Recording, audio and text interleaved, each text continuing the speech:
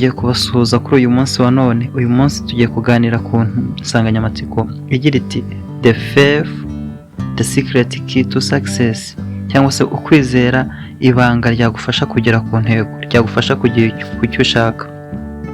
Uyu munsi wa none ushobora kuba wicara ukumva nta kwizera ufite, ukumva ibintu uri gukora byose biri kwanga, ukumva uri kwibaza ejo uko bizagenda, ukabona nta kigenda mu buzima. Ibanga rero nta rindi, igisubizo ni ukwizera, ni ukugira ukwizera. Ese ujya wumva wiyizeye cyangwa ujya wumva ucitse intege? Buriya rero hari ikintu utazi, abantu bose tubona bafite icyo bagezeho bakora bikagenda, nta rindi banga bose bakoresha, ni ukwiyizera, bakumva ko ibyo batekereza ari byo kandi bishoboka, ni ukugira intego, bakumva intego bafite bashaka kuyigeraho, bakumva nta kibateye ubwoba, cyaba icyabasubiza inyuma cyaba icyabaca intege, bakumva ko ibyo batekereza n'intego bafite bishoboka ko yageraho mu buzima bwabo. Reka tuvuge ikintu cy'ingenzi ugomba kuzirikana. Cya mbere ni uko ugomba kuzirikana ko nta kwizera ibintu byose usanga ari ibibazo, ibintu byose ubona bitagenda, ariko iyo ufite kwizera ibintu byose birakunda, mbega inzira ziraboneka, biboneka aho bizanyura.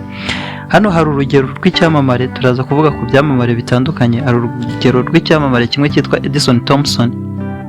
Edison Thompson rero ni umuhanga wavumbuye iri tara riducana, ricanwa mu nzu ry'amashanyarazi, ariko kugira ngo arivumbure byari byaranze, byaramunaniye, mbega bidashoboka, ariko muri we agakomeza kumva ko hari ibintu bishoboka. Yagerageje inshuro zirenga 1000, akora ikintu kimwe akabona nticyatsa, akora ikindi kimeze gito akabona nticyaka. Ku nshuro y'1000 rero akora itara iri tubona, nubwo bagenda barihindurira design, ariko niwe wazanye igitekerezo cy'akantu washyira ku mashanyarazi kakamurikira ahantu hose.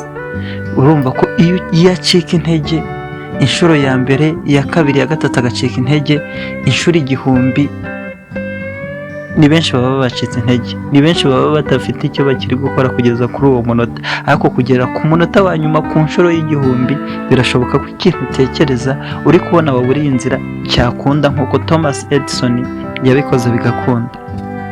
Ikindi cya kabiri ugomba kuzirikana ni ukuzirikana ko kwizera atari ukwizera ko ibintu iyo binaniwe biba birangiye, ahubwo ni kumva ko ugomba gukomeza ugakora kugera ugeze ku cyo ushaka. Ni nako byagendekeye uyu mugabo, nawe ni icyamamare witwa Colonel. Yego, reka tuvuge kuri uyu mugabo Colonel Sanders. Colonel Sanders niwe wazanye igitekerezo cya KFC, ni ikigo gicuruza ibyo kurya bihiye bitandukanye ahantu henshi ku isi cyane, ndetse cyaranamamaye, cyitwa Kentucky Fried Kitchen. Iki kigo rero kijya gutangira, uyu nawe yazanye igitekerezo cy'uburyo bajya bacuruza inkoko zikaranze uko mubyumva mu izina ryacyo. Uwabibwiye bakumva ibyo bintu ntibishoboka, uwabibwiye bakumva ibyo bintu ntibishoboka. Yabigejeje cyangwa se yabibwiye abantu inshuro zigera ku 1000 n'inshuro ya 9.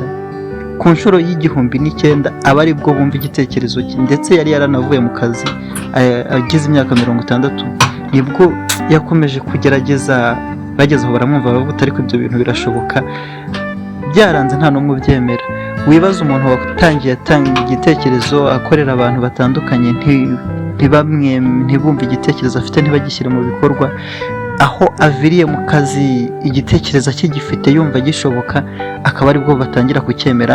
None ikigo KFC kikaba cyaramamaye ku isi hose, kikaba gitanga ibiryo mu buryo nk'uko Colonel Sanders yabitekerezaga. Ibaze nawe ubu, iyo Colonel Sanders agenda akabwira umuntu wa mbere akamuca intege, akamubwira ko bidashoboka, akabwira uwa kabiri, uwa gatatu, uwa kane, kugera ku bantu 100 bose bumva ibyo bintu bidashoboka, ari wowe ese wari gukomeza ukumva ibyo bintu bishoboka koko, cyangwa wari gucika intege? Wibaze rero kugera ku nshuro y'1009 akigerageza cyumva ibyo bintu bishoboka. Ni ukuvuga ngo nta kindi kibitera, ni ukwizera, ni ukumva ko ibyo bintu bishoboka koko, muri we akumva bishoboka, naho ataba ari kubona inzira biracamo, ariko akumva ko uko byagenda kose icyo kintu gishoboka. Bivuze iki? Ikintu dutekereza cyose kirashoboka, kabone naho twaba tutari kubona uburyo.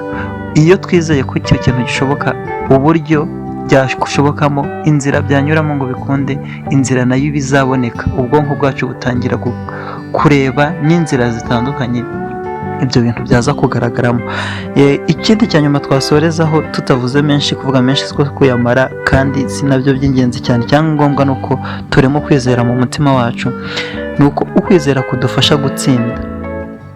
Ukwizera, iyo ufite ukwizera ukaba wizeye ibyo ushaka kugeraho, wabigeraho koko. Upfa kudacika intege, upfa kutumva ko abantu baguciye intege ngo nawe ucike intege, ngo urebe utewe abantu bagera ku 10 bangiriye inama, none ibintu burya nibwira bishobora kuba bidashoboka.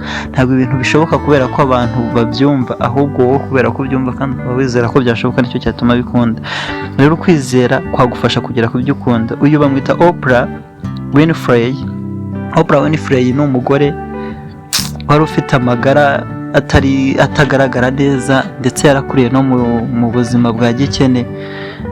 Rero yaje kujya gusaba akazi kuri televiziyo. Agiye kuri televiziyo baramwitegereza, baravuga ati wowe ntabwo ukwiranye no gukora kuri televiziyo, bamuheza ku ruhande. Abitekereje yumva biramubabaje, ariko aravuga ati ngewe nshobora gukora kuri televiziyo kandi nkavuga neza bikagenda. Yahisemo gufungura ikigo rero cyitwa Oprah Winfrey Show.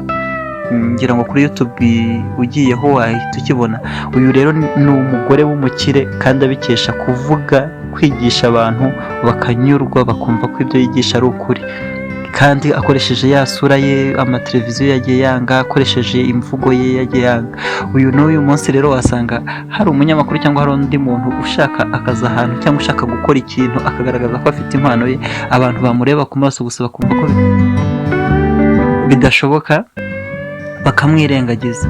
Ariko iyo acitse intege nawe akumva ko bidashoboka, biba birangiye. Ariko iyo Winfrey acika intege akumva ko atashobora kuvugira kuri televiziyo, biba byararangiye, aba ari umukene n'ubundi nk'ubuzima yakuyemo. Ariko kubera kwiyizera akumva ko bishoboka, yashatse inzira afungura ikigo cye, cyangwa se nk'iyo twakwita YouTube channel yenda, ariko tuyite gutyo, ya Oprah Winfrey Show.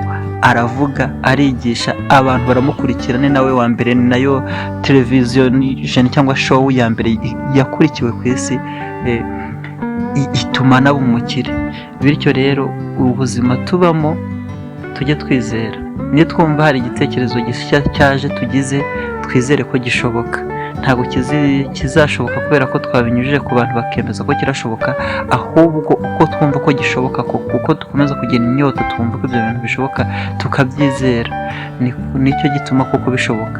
Uko tubona rero bidashoboka, tukareba tukabona nta nzira, ubwonko bwo buba bufite icyo buri gukora, buba bufite uburyo buri guprosesinga, buri gushaka inzira zitandukanye zishoboka zatuma ibyo bintu bishoboka. Habe none habe ejo bizakunda, habe ku nshuro imwe, inshuro ya kabiri, inshuro ya gatatu, inshuro y'igihumbi bizakunda. Rero nasuza nkwifuriza kudacika intege. Niba wumva aya masomo avuga ku kwizera ndetse n'ibyigisho bijyanye n'ukwizera n'izindi nkuru zivuga ku bantu bagize ukwizera bakagira icyo bageraho, kumva koko ari ukuri kandi hari icyo zagufasha, kanda subscribe, kandi ntiwihererane inkuru cyangwa mushidikanye, usangize n'abandi nabo bamenye inkuru nziza. Tujye dukomeza tuganire ku byiza byadufasha kwiteza imbere, tubikesheje ukwizera cyangwa ukwizera, kumva ko ibyo dutekereza bishoboka. Murakoze.